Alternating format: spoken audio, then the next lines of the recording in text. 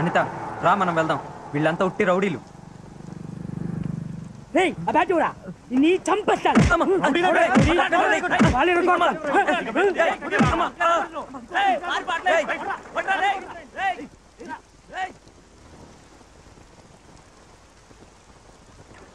నా పక్కన నించోడానికి కూడా అసహ్యంగా ఉంది కదూ.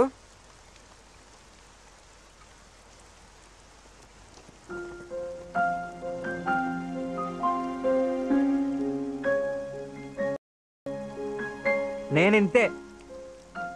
ఎందుకో కోపం ఎవరి మీద చూపించాలో తెలీదు. మనకి బాగా నచ్చిన అమ్మాయి గురించి రాత్రి బవళ్ళు కలలు కంటాం. మనకి తెలుసు దాని వాల్యూ ఏంటో. ఇలాంటి వెదవ చేతిలో పడి లైఫ్ అంతా నరకం అనుభవించిపోతుందని తలుచుకుంటే ఒళ్ళు మండిపోతుంది. మీ కళ్ళకి మంచేదో చెడేదో కనిపించదా? అన్నిట్లో పర్ఫెక్ట్గా ఉండే ఆడపిల్లలు పోయిపోయి ఎందుకు ఊపిలో పడతారో అర్థం కావట్లేదు. నేను ఒక పిచ్చోడిని. మనలాంటి మున్సిపాలిటీ స్కూల్లో చదివినవాడిని కూడా ఒక హై క్లాస్ ఫిగర్ తిరిగి చూసింది మనకు కూడా దేవుడు ఏదో దారి చూపిస్తున్నాడేమో అనుకున్నాను. బట్ బిచ్చకాన్ని చూసినట్టు చూసావని నువ్వు చెప్తూ కొట్టినప్పుడు తెలిసింది. తప్పులేదు, నాకు కావాల్సిందే. ఇదిగో ఇలా వీధి కుక్కలాగా ఏమూ లేకుండా తిరుగుతున్నాను. గాలోడిని ఏం చేయను? మా నాన్నకి నన్ను కొట్టడమే తెలుసు తప్ప పక్కన కూర్చోపెట్టుకొని ప్రేమగా మాట్లాడడం తెలీదు. నాకు 6 ఏళ్ల వయసప్పుడు బ్లేడ్ త్వరగా తీసుకురాలేదని కొట్టాడు. ఆ రోజు నుంచి ఈ రోజు వరకు నువ్వెందుకు పనికిరావు పనికిరావు అని చెప్పడం వల్లనే నేను ఇలా అయ్యాను. గొడ్డులాగా బాతున్నాడు. ఏం చెప్తే నేను ఎందుకు వినాలనుకున్నాను. తప్పో రైటో ఆలోచించలేదు. నాకేది తోస్తే అది చేశాను. కానీ నువ్వు నా పక్కన నిల్చోడానికి కూడా ఆలోచిస్తున్నావంటే నా స్టేటస్ ఏంటో అర్థమైంది.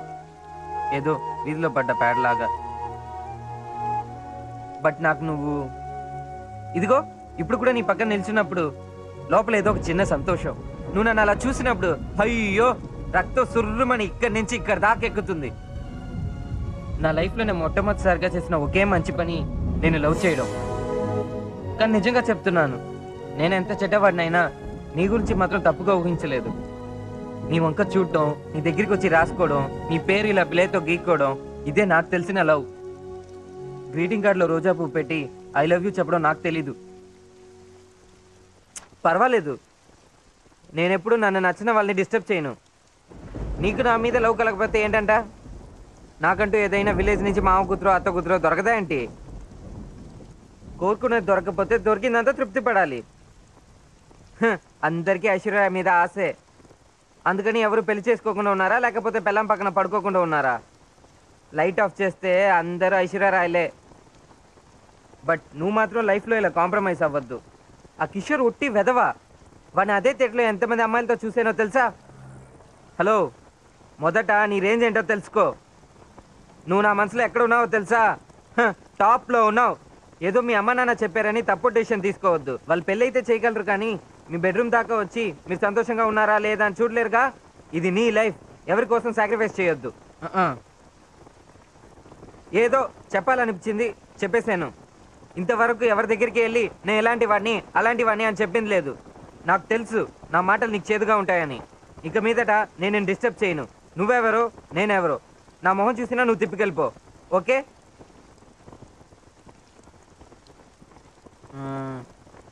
నాకు ఈ క్షమాపణలు అడగడాలు నచ్చావు. బట్ నువ్వు చాలా మంచి అమ్మాయివి. నిన్ను అడిగినా తప్పులేదు. నిన్ను చాలా టార్చర్ చేశాను. అన్నిటికీ కలిపి మొత్తంగా సారీ. Okay, bye.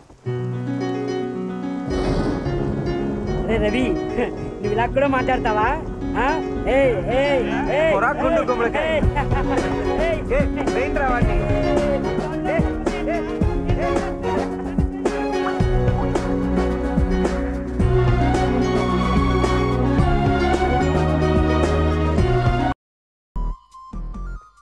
చెప్తే వినవేంట్రా? వెళ్ళరా. వెళ్తున్నానమ్మా. ఎందుకు అరుస్తావు? వాళ్ళ ఇంట్లో వాళ్ళు ఊరికి వెళ్తే మనం చాకరీ చేయాలా? ఈ టైంలో వాళ్ళ ఇంటికి వెళ్తే ఎలా చూస్తుందో నాకు తెలుసు.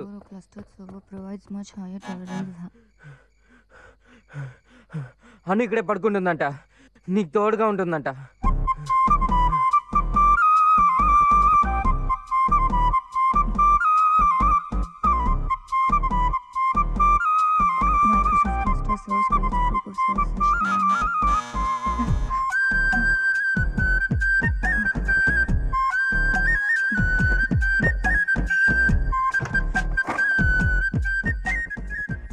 అమ్మ ఇచ్చిరమ్మని చెప్పింది. ఈ సందులోంచి పట్టదు. కాఫీ. నేను కాఫీ తాగను. మరి టీ? అమ్మా అమ్మా, తనకి టీ కావాలంట.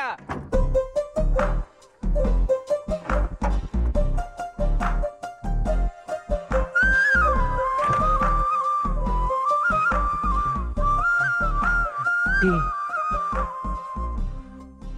నాకు టీ వద్దు. హార్లిక్స్. టీ కొట్లో హార్లిక్స్ అమ్ముతారా? ఇవన్నీ ఎందుకు చేస్తున్నావు? ఇంత జరిగా కూడా నువ్వు మారలేదు కదూ.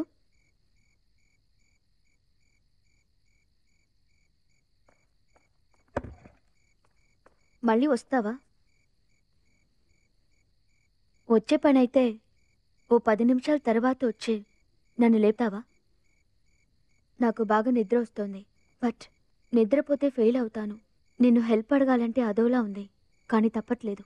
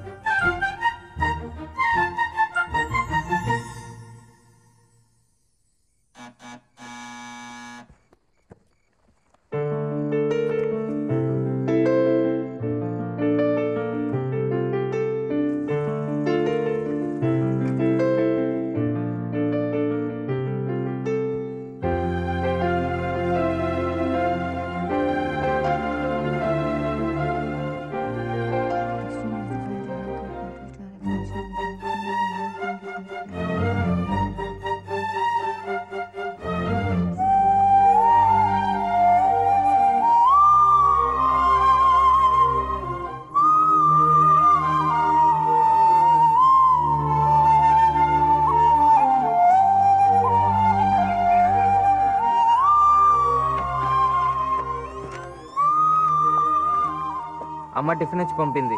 ఎగ్జామ్స్ టైంలో నేను టిఫిన్ చేయను.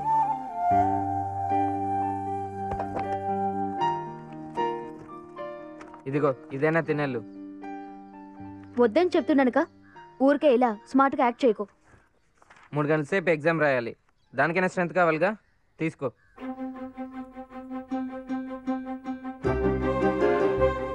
పట్టుకో, లేకపోతే ఎక్కడైనా అమ్మాయికి వచ్చి పడిపోగలవు.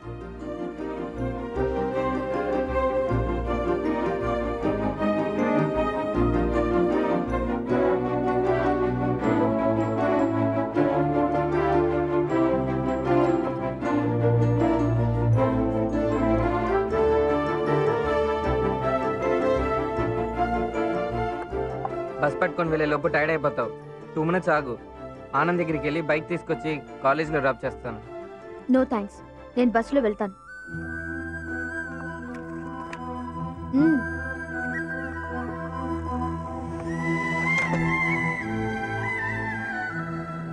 టైం ఇప్పుడు 8:30 అయింది. నువ్వు బస్ పట్టుకుని వెళ్ళే లోపల ఎగ్జామ్ అయిపోతుంది. నా మనసులో ఏం లేదు, నీ మనసులో ఏం లేకపోతే వచ్చి కూర్చో ప్లీజ్. అంత కష్టపడి చదివి ఎగ్జామ్ మిస్ చేయొద్దు.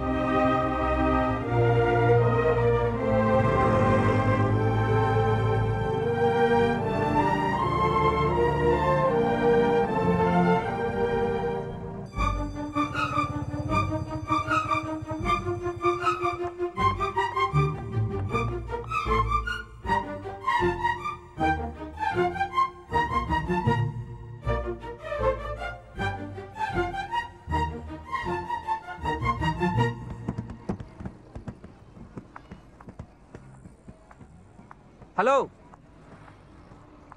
హలో, ఇప్పుడైనా నమ్ముతావా ఇది లవ్ కాదు ఫ్రెండ్షిప్ అని? ఇలా మాట్లాడకుండా ఉంటే ఏంటి అర్థం? అయ్యో నాకు నీ ఫ్రెండ్షిప్ అక్కర్లేదు. ఏ నీ మాటల్లోనే ఉంది ఫ్రెండ్షిప్, చూపుల్లో లేదు. నా చూపు అంతే. హలో, అక్కర్లేదు అంటున్నానుగా, వదిలే ప్లీజ్. నీకు భయం నాతో ఎక్కడ లవ్లో పడతావో అని.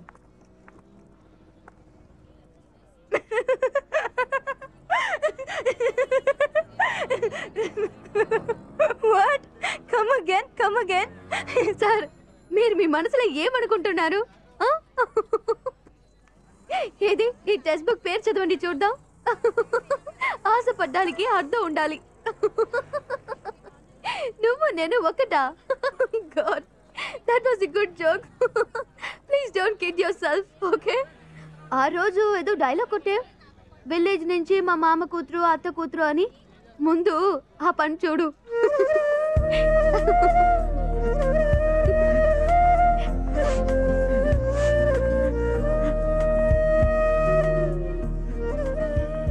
ఇప్పుడు ఎందుకు అసంగా ఏడుస్తున్నావు?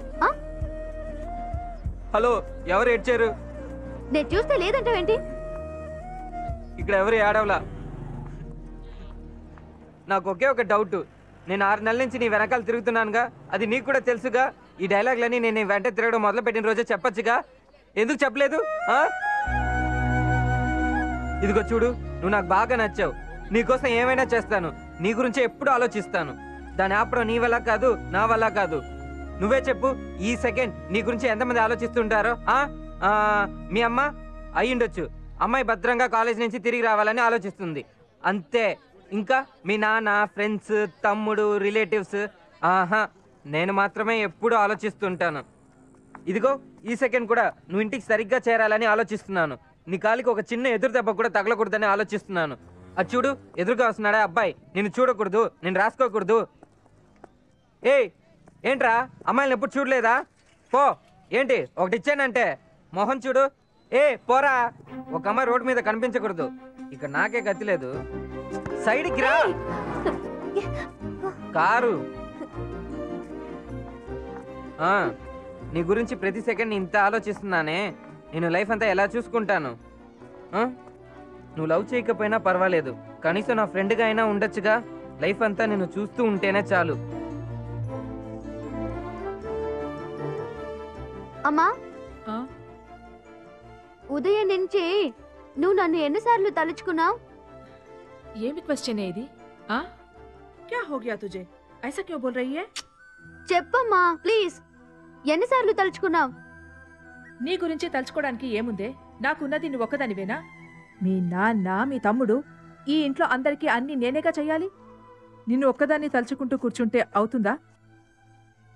మరి 4వ తారీఖు వచ్చిందంటే 30,000 వడ్డీ కట్టాలి, లేకపోతే గొంతు మీద వచ్చి కూర్చుంటారు. అనిత, ఒక హెల్ప్ చేస్తావా? నువ్వు కిషోర్కి ఫోన్ చేసి ఈ నెల కూడా వాళ్ళ నాన్నే వడ్డీ కడతారేమో నైస్గా అడుగుతావా? కొంచెం నెమ్మదిగా ఉండొచ్చు. ఎట్లా ఉండేవాళ్ళమే. ఇవాళ 5కి 10కి చెయ్యి చాపాల్సి వస్తుంది. ఏదో భగవంతుడి పుణ్యమా అని నీకు కిషోర్కి మ్యారేజ్ అయిందంటే ఈ ప్రాబ్లం. ఈ వీడియో మీకు నచ్చినట్లయితే లైక్ చేయండి, షేర్ చేయండి. ఇలాంటి మరిన్ని సరికొత్త సినిమా వీడియోల కోసం షాలిమార్ తెలుగు, హిందీ మూవీస్ ఛానల్ని సబ్స్క్రైబ్ చేయండి. అలాగే ఇక్కడ ఉండే ఈ గంట సింబల్ని క్లిక్ చేయండి. మేము అప్డేట్ చేసే ప్రతి వీడియో నోటిఫికేషన్స్ మీకు వచ్చేస్తాయి.